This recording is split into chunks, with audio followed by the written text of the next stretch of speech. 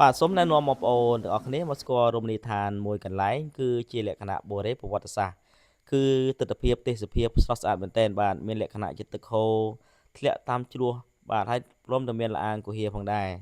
បងប្អូនទាំងអស់គ្នាបានអញ្ជើញមកទស្សនាគឺដឹងថាតាក់ចិត្តតាក់អារម្មណ៍ខ្យល់បរិយាកាសល្អទីកន្លែងក៏ស្អាតហើយព្រមទាំងមានហេដ្ឋារចនាសម្ព័ន្ធបងប្អូនអាចធ្វើដំណើរបានដោយងាយស្រួលណាបងប្អូនយើង គឺនៅក្នុងប្រទេសកម្ពុជារបស់យើងមានទីកន្លែងសម្រាប់ទេសចរបងប្អូនទេសចរក្នុងស្រុកហើយដូចជានាំភ្ញៀវបរទេសអាចអញ្ជើញមកទេសនាបានព្រោះទីកន្លែងនេះគឺជាលក្ខណៈមានលក្ខណៈទឹកធ្លាក់ទឹកជ្រោះបាទស្តៀងនឹងភ្នំគូលែនផងដែរបាទគឺបងប្អូនអាចអញ្ជើញមកទេសនាបានហើយងាយរកមែនទែនណាបងប្អូនយើងនៅក្នុងខេត្តត្បូងឃ្មុំខេត្តកូនពៅរបស់យើងបាទក៏មានរមណីយដ្ឋានមួយកន្លែងលាក់ខ្លួនពួនអាត្មាសម្រស់ទេសភាពដ៏ស្រស់ស្អាតបាទគឺបងប្អូនអាចអញ្ជើញមកកំសាន្តបាននៅក្នុងភូមិឆ្លងទី2ឃុំកំពាន់ស្រុកមេមត់ខេត្តត្បូងឃ្មុំបាទគឺរមណីយដ្ឋាននៅទីតាំងគឺនៅមិនឆ្ងាយពីខេត្តត្បូងឃ្មុំអីប្រហែលទេគឺចេញពីខេត្តត្បូងឃ្មុំត្រឹមតែជាង20គីឡូតែប៉ុណ្ណោះបងប្អូនអាចអញ្ជើញមកទស្សនានឹងកែកំសាន្តបានហើយព្រោះនៅក្នុងរដូវខែនេះគឺដោយសារតែខ្យល់បរិយាកាសហើយក៏មានទឹកភ្លៀងបាទអញ្ចឹងធ្វើឲ្យមានលក្ខណៈជាទឹកភ្លៀងវារៀងទឹកហូរមករៀងល្អបន្តិចណាបងប្អូនយើងតែខ្យល់បរិយាកាសកន្លែងទីតាំងគឺសុវត្ថិភាពណាបាទគឺមានកន្លែងសម្រាប់បងប្អូនកំសាន្តផ្សេងៗឥឡូវនេះបងប្អូនមកទស្សនាជាមួយខ្ញុំគឺដោយសារតែក្នុងបរិវេណនោះគឺមានលក្ខណៈជាលអាងអញ្ចឹងនៅក្នុងលអាងគឺបែបនឹងឯងរឿងល្ងិតបន្តិចដោយសារតែខែនេះមានទឹកភ្លៀងជន់ជោរអញ្ចឹងបងប្អូនដែលមានដំណើរកំសាន្តបងប្អូនត្រូវមានការប្រុងប្រយ័ត្នបន្តិចហើយបងប្អូនមានគោមមានពិលទៅប្រសើរព្រោះនៅក្នុងនោះគឺដូចជាអត់មានអីទេបាទដោយសារតែយើងខ្លាចដៃជើងអញ្ចឹងណាបាទមិនជាអីវិញឆ្ងាយទេតែប្លង់មួយនេះគឺស្អាតមែនទែនបាទដោយសារតែក្នុងនោះគឺយើងចាប់បានពីចម្ងាយគឺទឹកធ្លាក់មកគឺថាកន្លែងយើងផ្ដិតរូបភាពគឺស្អាតស្អាតមែនទែនណាបងប្អូនដែលចូលចិត្តនៅរូបភាពកម្រងរូបភាពវីដេអូល្អៗបងប្អូនទៅមិនខុសទេបាទគឺកន្លែងនេះគឺដូចជាសិល្បៈកែច្នៃដូចជាកន្លែងមួយដែលខ្ញុំមិនអាចពិពណ៌នាឲ្យល្អជាងនេះព្រោះខ្ញុំមិនដឹងជាពិពណ៌នាយ៉ាងម៉េចទេព្រោះមើលទៅវាស្អាតពេកបាទគឺបងប្អូនដែលធ្លាប់ស្គាល់ច្រើនហើយដែលគេថាទឹកធ្លាក់ហោងបាទគេថាទឹកហោងហោងឯងបាទគឺឈ្មោះពេញមកគេគឺទឹកធ្លាក់ហោងបាទដែលបានជម្រាបជូនបងប្អូនអរគ្នានៅមិនឆ្ងាយប្រហែលពីទីរួមខេត្តត្បូងឃ្មុំទេបងប្អូនអាចជើញទេសនាបានឯផ្លូវបងប្អូនធ្វើដំណើរទៅមកស្រួលអស់ហើយឥឡូវមានកស៊ូអត់ដូចកាលពីមុនទេមុនផ្លូវលំបាកបន្តិចអញ្ចឹងសម្រាប់ផ្សព្វផ្សាយទៅភ្ញៀវជាតិដូចអន្តរជាតិមកទស្សនាកំសាន្តនៅក្នុងប្រទេសយើងបានច្រើនបាទគឺល្អមែនទែនកន្លែងនេះគឺជាកន្លែងបុរីប្រវត្តិសាស្ត្រមួយផងដែរបាទឥឡូវនេះគឺមានភ្ញៀវជាតិអន្តរជាតិមកកំសាន្តទេសនាជាបន្តបន្ទាប់ហើយបាទនៅក្នុងរមណីយដ្ឋានហោងនេះបាទបញ្ជាក់បងប្អូនសាជាថ្មីណានៅក្នុងរមណីយដ្ឋានហោងនេះគឺសន្តានបងប្អូនដែលធ្លាប់ទៅលេងនៅភ្នំគូលែនទឹកជ្រោះភ្នំគូលែនគឺស្តៀងគ្នាប៉ុន្តែដោយសារទឹកជ្រោះហោងនេះគឺសន្តានរាងទាបជាងរាងតូចជាងបាទតែស្តៀងគ្នាបាទព្រោះនេះនៅភ្នំគូលែនអានេះធ្វើការប្រៀបធៀបបងប្អូនឲ្យបានយល់ប៉ុណ្ណេះទេគឺគាត់ទៅមើលទៅស្តៀងបាទនៅភ្នំគូលែនគឺស្ថានលើពលៈលើភ្នំនេះគឺអត់ទេលក្ខណៈជាជ្រោះហ៎បងប្អូនយើង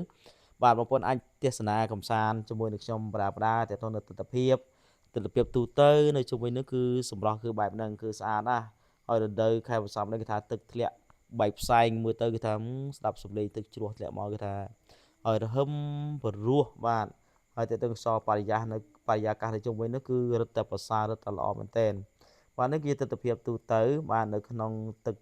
ធ្លាក់ហោងបាទគឺថាល្អហើយចំណុចផ្សេងៗទៀត គឺរឹតតែពិសេសសំខាន់គឺប្លង់ចាប់ត្រេកន្លែងថតពីមួយប្លង់ទៅមួយប្លង់គឺពិសេសមែនតើណាបាទនេះគឺជាការតាក់ទាញសម្រាប់ភ្ញៀវទេសចរមកកំសាន្តនៅប្រទេសរបស់យើងផងដែរបាទ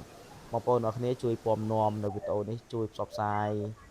ទៅពិភពលោកឲ្យបានស្គាល់ឲ្យបានដឹងផងថាទឹកនៅក្នុងប្រទេសកម្ពុជារបស់យើងនេះគឺពីសម្បូរទៅដោយធនធានសម្បត្តិធម្មជាតិវប្បធម៌អរិយធម៌ដ៏ផូរផង់ច្រើនផងដែរចឹងបងប្អូនកុំភ្លេចបាទមកទស្សនាឲ្យបានច្រើនកកនៅក្នុងប្រទេសរបស់យើងបាទបងប្អូននៅក្បែរដូចជាបងប្អូនអាចជួយចែកម្លែកបន្តទៅបងប្អូនពីខេត្តមួយទៅខេត្តមួយដែលមិនធ្លាប់ដឹងហើយក៏អាចសាកល្បងមកទស្សនាបានថាតើនៅហោងនេះមានទិដ្ឋភាពស្អាតដូចនេះខ្លះកុំឲ្យadmin ធ្វើវីដេអូ review ទៅថាអូ មើលទៅក៏វាតំណងបណ្ណេះហើយចុងទម្រាំរបស់បងប្អូនមកទស្សនាផ្ទាល់មិនដឹងថាទស្សនភាពដោយតការខ្ញុំពិពណ៌នាធ្វើការ review នេះឬក៏អត់អញ្ចឹងបងប្អូនអាចទស្សនាមួយខ្ញុំពីមួយកលៈទៅមួយកលៈវាមានច្រើនតំណមែនតើឥឡូវយើងមកផ្នែកខាងលើនេះគឺនៅខាងលើនេះគឺមានបងប្អូនអាជីវករយើងមានការលក់ដូរហូរហែព្រោះនៅក្នុងគឺមានវត្តមួយបាទខាងលើនេះរឹសជ្រៃអស់តោះហើយនៅជុំវិញនេះគឺបងប្អូននេះល្អរឹសជ្រៃហ្នឹងតែតែមកកំសាន្តថតនៅនេះកន្លែងនេះរូបភាពកន្លែងនេះល្បីបងប្អូនជាទូទៅអត់ដឹងទេនេះបាទគឺមានរឹសជ្រៃមើលទៅហុំពុនពាត់ហើយថតមើលទៅស្អាតមែនតើកន្លែងនេះបាទអូរឹសជ្រៃអស់ចាមើលទៅគឺភាសាពិសេសហើយសម្រាប់បងប្អូនបងប្អូនផ្សេងមានលក្ខណៈជាហៅថានេះវត្តនេះអញ្ចឹងណាមើលទៅគឺថាអែមមកគេដែរហើយក៏មានវត្ត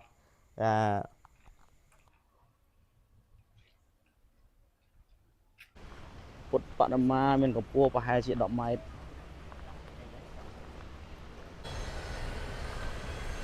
ស្អាតណាស់កន្លែងហ្នឹងស្អាតមែន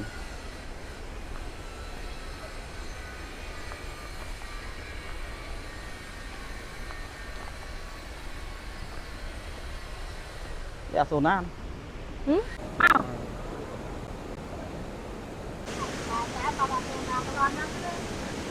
បើវាទៅបន្ទប់ទឹកស្អីចេះហ្នឹងទៅ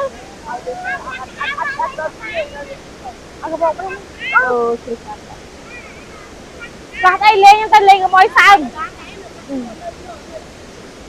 គួយលេងទៅបងគួយមកពី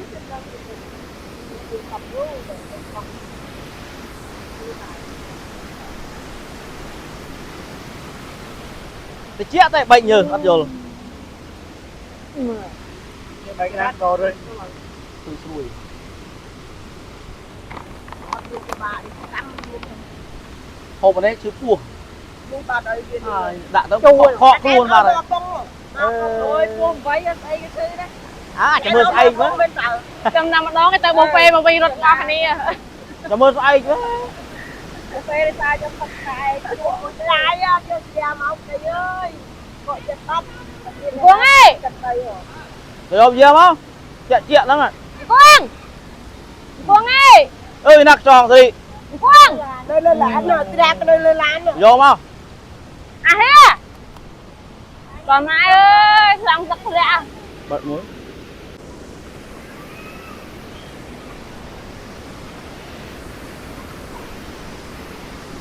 អំបាច់ខ្លាំងជួយ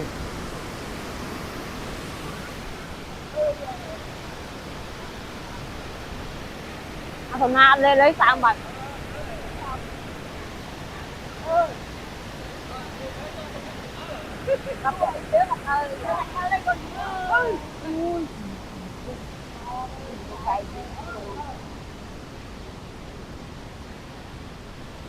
mình tham gia dịch lá mà ớt tắc nè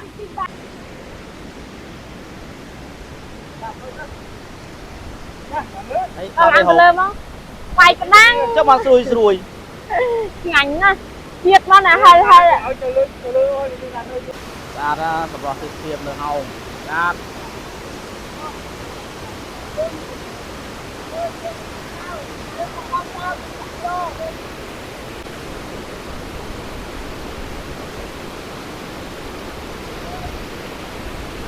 và lắp tới cây hạ than vinh hơi là ghê hơi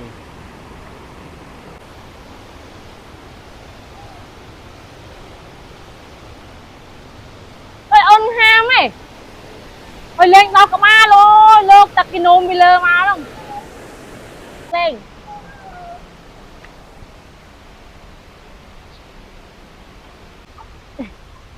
ở trường á ôn năng cam cho đã